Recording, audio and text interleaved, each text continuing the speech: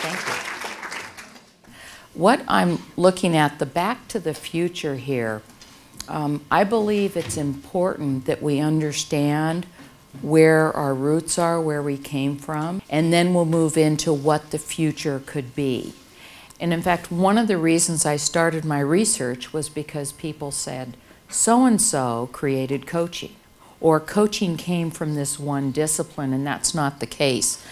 At one time there was really only philosophy, because at one time it was all philosophy, and there's an underpinning of philosophy in coaching, as well as there were sports where we actually got the word, and adult education and learning.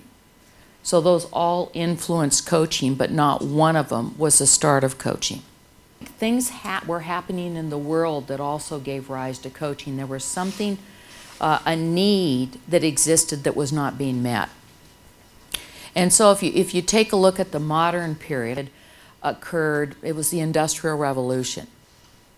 Things were more scientific and oriented toward the illness and more of the pathological model of work on what didn't work in your life and improve yourself.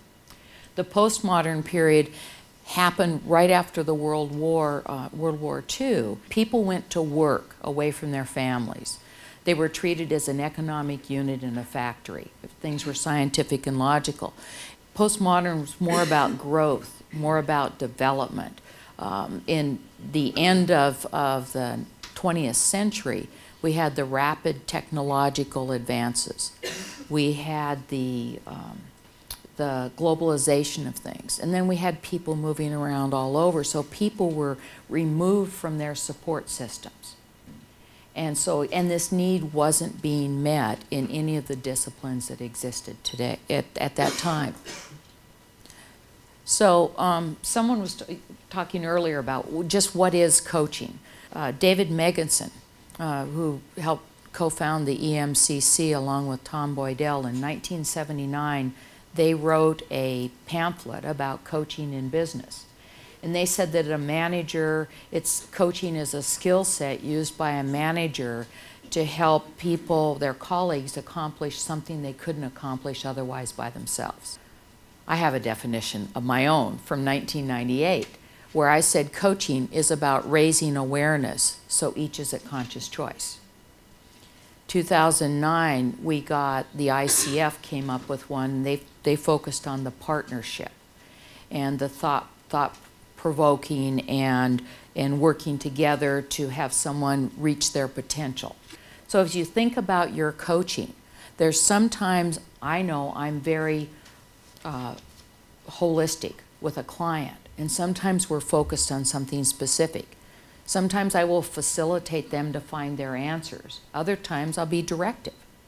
So a definition of coaching is not a cookie cutter, you do just one thing.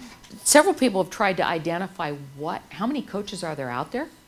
And this number, 130,000, it really comes about by looking that today there's about 500 coach training schools, and that's conservative. And they graduate possibly 50 people a year. So there's conservatively another 25,000 people entering the coaching field every year. It's a lot of people. Also, we've got a lot of credentialing schemes. And I've been involved with the ICFs since it started, and there's many other schemes going on out there. Yet I find that my clients don't ask me whether I'm credentialed.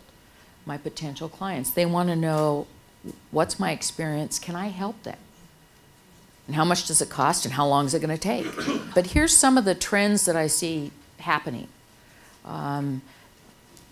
There are coaches and there are organizations and training programs that say, we're the authority. In fact, we're the authority on anything to do with human behavior. Just ask us, we'll give you an answer. You look at websites and stuff. This is really disturbing because no one is one authority. In fact, many of us, I know a lot about people. My background's business. Who am I to say I'm an authority on people? Another credentialing scheme, there's one that's shown up in the United States that's, well, it's actually worldwide, where all you do is take a written exam. and you can become credentialed. One of the things I see happening is this whole movement towards supervision in coaching. Supervision came out of psychology. Is it really appropriate for coaching to put that standard or that practice on coaches who work with normal populations? It's disturbing. The niche coaching, I talked a little bit about, you can coach your dog, but what's even more concerning is I see coaches now saying, I'm an ADHD coach, I'm an addiction coach. These have earlier been the purview of psychologists who are trained in that, yet we see coaches doing that. That's disturbing. The parasite, you're probably wondering, what's a parasite? You probably know. There are a lot of people out there that are making a lot of money off coaches. So they're preying, they're a parasite on the coaches in the field. Or at one time, anybody could join a coaching organization. And they could show up and say, hey, I'm interested, I'm new. Now we're becoming stricter and stricter standards for people to join our professional organizations. That is disturbing. I know with the ICF, I think what they're doing is proposing that you actually become credentialed before you can become a member. I'm not sure that's in the best interest of the field. We've got challenges too. And if we go back to that postmodern perspective, some of the challenges are, how do we ensure that people who practice have the competence and understanding? It may not be through a credentialing scheme that we ensure that. I don't have the answer on this one. One of the uniqueness about coaching when it first came out was that we partner with you. We're not above you, below you, we are your partner, and we have a lens and a focus on you and what's important to you. How do we maintain that as we move forward? And lastly, the marketplace is demanding that we're distinctive. What am I going to get for my money that's unique from a coach? And how do we do that without becoming so regimented that as the market changes, that the market, that we can still be viable and valuable in the market? What I've tried to show you today is what are some of the influences and contributions to coaching? How did we get here to where we are today? The collaboration, of which the EMCC and the ICF are starting that, and it's got a long, long way to go. And you can help this through your organization. So then that was the future role for you. There's a future role for coaching, too.